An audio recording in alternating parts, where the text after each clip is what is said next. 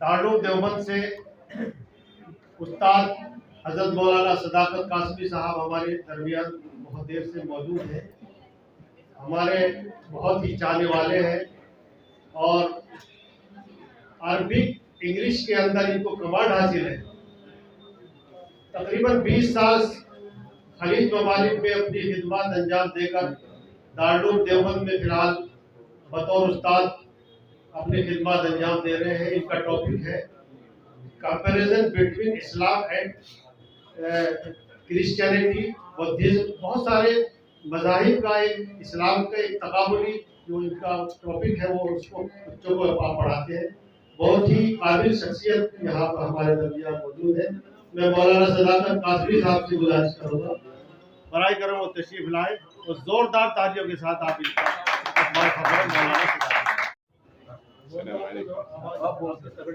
अल्हम्दुलिल्लाह रब्बिल आलमीन वस्सलातु वस्सलामु अला रसूलिहिल अमीन।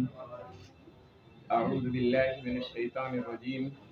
इन्नल्लाहा ला युग़य्यिरु मा बिक़ौमिन हत्ता युग़य्यिरु मा बिअन्फुसिहिम। खुदा ने आज तक उस कौम की हालत नहीं बदली, खुदा ने आज तक उस कौम की हालत नहीं बदली, न हो जिसको ख्याल खुद अपनी हालत के बदलने का। जनाब सदर, मुअज़्ज़ज़ दानिशवरान इकराम और हाज़रीन मजलिस, आज आलमी यौम उर्दू है और वो शायर उर्दू, शायर मशरिक़ अल्लामा इक़बाल की यौम पैदाइश के मौके से मनाया जाता है। अल्लामा इक़बाल सिर्फ एक शायर नहीं बल्कि एक ज़माना साज शायर है।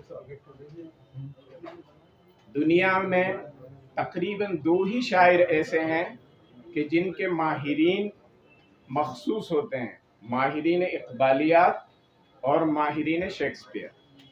बल्कि बाद हजरात ने तो ये कहा है कि शेक्सपियर से भी ज़्यादा वो इक़बाल हैं। और इक़बाल क्यों ना हो, क्योंकि जो ज़बान है उर्दू, उसकी शायरी कुछ अलग ही है। मैं थोड़ी बहुत इंग्लिश भी जानता हूँ, लेकिन इंग्लिश की शायरी आज तक हमें सिर्फ तुकबंदी नज़र आती है। और आपने भी अगर कोई मशहूर शायर या उसकी कोई गज़ल गुनगुनाई हो इंग्लिश में, तो मुझे नहीं लगता कि कोई यहाँ पर होगा। तो इक़बाल को समझना और इक़बाल से एक तरह से इंस्पिरेशन हासिल करना, ये बहुत ज़रूरी है। हमारे जिन साहब को, जो नौजवान साथी को जो इनाम दिया गया, उन्होंने इक़बाल का शेर पढ़ा। नौजवानों के लिए इक़बाल ने बहुत कुछ कहा है। नहीं तेरा नशेमन कसर सुल्तानी के गुंबद पर, तू शाही है बसेरा कर पहाड़ों की चट्टानों में। जिस वक्त मैं तालिबे इल्म था तो मैंने एक इक़बाल का शेर खत्ताती करके अपने घर में लगाया था कि तेरा नसीब अमीरी नहीं फ़कीरी है, तेरा नसीब अमीरी नहीं फ़कीरी है, खुदी न बेच गरीबी में नाम पैदा कर, नया ज़माना नए सुबह शाम पैदा कर। और ये हमारे बच्चों के लिए कि हमारे जो मकासिद हैं वो बहुत ऊंचे होने चाहिए। इक़बाल ने कहा है कि सितारों से आगे जहां और भी हैं, सितारों से आगे जहां और भी हैं, अभी इश्क के इम्तिहान और भी हैं, इन्हीं रोज़ शब में उलझ कर न रह जा कि तेरे ज़मानो मकां और भी। इक़बाल अजीब शायर है। उन्होंने शायरी में एक मानी पैदा किए, शायरी को मीनिंग दी है, ज़िंदगी दी है। इक़बाल से पहले जो शायरी थी वो सिर्फ इश्क व माशक़ा और न इश्क की ज़्यादा दास्तान थी। बल्कि इक़बाल के जो उस्ताद हैं, यानी दाग, एक मरतबा मैंने समझा जो उस इक़बाल के भी उस्ताद हैं तो वो कितने बड़े शायर होंगे। मैं दिल्ली से दीवान दाग ले आया, उसको जो पढ़ा तो इक़बाल की शायरी जैसा मज़ा ही नहीं आया। उसमें एक ही मौजू था, और जो मौजू आप समझते हैं शायरी का। इक़बाल ने हर तबके को वो किया। इक़बाल ने जो चीज़ें हमें बताई हैं वो आज साबित हो रही हैं मगरिब वालों को, क्योंकि शायर मशरिक़ हैं, मशरिक़ और मगरिब देखा है। मगरिब वालों को उन्होंने जो नसीहतें की हैं وہ ایک نصیحت دیکھیے، کہتے ہیں دیار مغرب کے رہنے والوں، خدا کی بستی دکا نہیں ہے. دیار مغرب کے رہنے والوں، خدا کی بستی دکا نہیں ہے. کھرا جسے تم سمجھ رہے ہو وہی زرے کم عیار ہوگا. تمہاری تہذیب اپنے خنجر سے آپ ہی خودکشی کرے گی. جو شاخ نازک پہ آشیانہ بنے گا نا پائیدار ہوگا. ان دو شہروں میں اقبال نے جو مغرب کی تہذیب ہے، جو ویسٹرن سویلائزیشن ہے، اس کی دھجیاں اڑا دی. اقبال نے ہمیں بھی نصیحت کی، اور ان لوگوں خاص طور سے کہ جو اپنی انا میں اور اپنے سلطان میں اور اپنی قدرت میں، کہ جب ان کو جو ہے طاقت ملتی ہے تو وہ بھول جاتے ہیں کہ یہ زمین کس کی ہے یا آسمان کس کا ہے. اقبال کہتے ہیں کہ پالتا ہے بیج کو مٹی کی تاریکی میں کون دریاؤں کی موجوں سے اٹھاتا ہے سحاب. کون لایا کھینچ کر پچھم سے بادے سازگار. یہ زمین کس کی ہے، کس کا ہے یہ نور آفتاب. کس نے بھر دی موتیوں سے خوشے گندم کی جیب. موسموں کو کس نے سکھلائی ہے خوئے انقلاب. دے خدایا یہ زمین تیری نہیں میری نہیں، تیرے آبا کی نہیں تیری نہیں میری نہیں. قسم کھا کر کہتے ہیں کہ الارض للہ، زمین جو ہے وہ اللہ کی ہے، تیری اور میری نہیں. تو شاعر اقبال کو پڑھنا بھی چاہیے، ان کی کلیات رکھنی چاہیے. اور آج کل چونکہ اردو تھوڑی کمزور ہو گئی ہم لوگوں کی، تو لغت بھی رکھ لینی چاہیے تاکہ ان کو اچھی طریقے سے سمجھ سکیں. اب صرف ایک گزارش اور دو حالت. کسی بھی زبان کے لیے یہ کام بھی نہیں کرتا، کسی بھی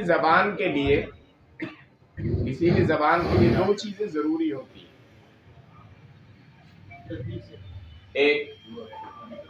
ایک یہ کہ اس زبان کا اظہار ہو، اور دوسری یہ کہ وہ اس زبان کی تعلیم دی جائے. یعنی زبان کو اگر اظہار نہیں ہوگا، وہ ہماری دکانوں پر مکانوں پر لکھی ہوئی نہیں ہوگی، اس میں ہمارے گھروں میں کتابیں نہیں ہوں گی، اور خاص طور سے آج کل یہاں تک کہ الیکشنوں میں عید کی مبارکباد اور مسجدوں تک میں وہ زبان کو لکھنا کم ہو گیا ہے یا تقریباً ناپید ہوتا جا رہا ہے. تو ہمارے جو نسلیں ہیں، ہمارے جو بچے ہیں، وہ یہ سمجھیں گے اور ہم بھی یہ سمجھیں گے کہ زبان کی ضرورت نہیں. اس لیے یہ سخت ضرورت ہے کہ جو فروغ اردو کے لیے کام کر رہے ہیں، اور یہ آرگنائزیشن پہلے تو بہت معمولی تھی لیکن اب بہت ہی اچھی طریقے سے کام کر رہے ہیں. کہ میں اکیلا ہی چلا تھا جانب منزل مگر، راہ رو آتے گئے اور کارواں بنتا گیا. اور بقول اقبال کے کہ میرے اب یہاں رازداں اور بھی ہیں. گئے دن کے تنہا تھا میں انجمن میں، گئے دن کے تنہا تھا، کلیم صاحب وغیرہ کی طرف اشارہ ہے کہ گئے دن کے تنہا تھا میں انجمن میں، میرے اب یہاں رازداں اور بھی ہیں. تو یہ بہت عظیم ایک تنظیم بن چکی ہے. اس لیے ضروری ہے کہ ان لوگوں کی ذہن سازی کی جائے کہ جو اپنے ہورڈنگز، اپنے بورڈ اور اپنے تمام چیزیں جو ہیں وہ صرف ہندی میں لگاتے ہیں یا انگلش میں. آج کل یا بلکہ انگلش تو سمجھنے اور بولنے والے کم ہی ہیں ہمارے یہاں. تو ان کو اس کا زبان کا اظہار ہونا چاہیے، زبان کو، اور اس میں کوئی غلط فہمی اور کوئی جو ہے احساس کمتری نہیں ہونی چاہیے کہ دنیا کی وہ زبان ہے کہ ساری دنیا میں بولی جاتی ہے. میں نے دنیا کے بہت سارے ملکوں کا وہ کیا ہے، یہاں تک کہ بنگلہ دیش وغیرہ کے لوگ بھی اردو بولتے ہیں. اور اردو ایسی رابطے کی زبان ہے کہ جو عالمی زبان ہے. ویسے جیسے کہ ہمارے شاعر صاحب نے فرمایا کہ یہ اردو کو ختم نہیں کیا جا سکتا، حقیقت بات تو یہ ہے، لیکن اس میں ہمارا نقصان ضرور ہو سکتا ہے کہ ہم اگر اس زبان سے محروم رہ گئے تو ہمارا بہت بڑا نقصان ہے کہ ہم اپنی 600 سال کی تاریخ اور تہذیب اور تمدن سے ناشنا رہ جائیں گے.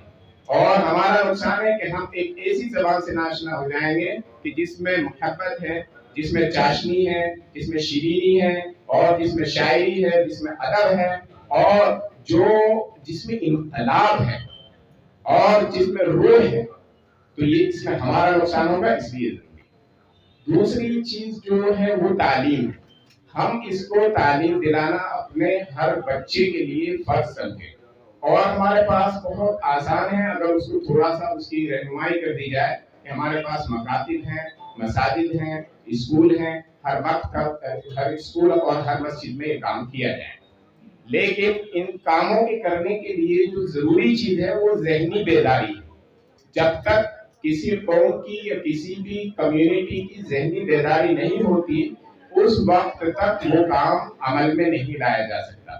تو لوگوں کو ذہنی بیداری کے لیے میں ایک مشورہ یہ دوں گا کہ اس پلیٹ فارم سے ایک کاروان فروغ اردو یا کاروان اردو وغیرہ کے نام سے کاروان بنایا جائے، اور لوگ ہر جگہ ہر گاؤں میں، ہر بستی میں، ہر محلے میں اور ہر شہر میں جو ہے اس کی اہمیت کو اجاگر کریں اور وہ طریقے بتلائیں کہ جس سے اس زبان کو فروغ ہو۔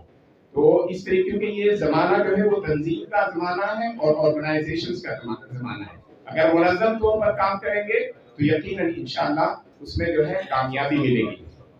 بس اس دعا کے ساتھ اپنی بات کو ختم کرتا ہوں کہ یا رب دل مسلم کو وہ زندہ تمنا دے جو قلب کو تڑپا دے، جو روح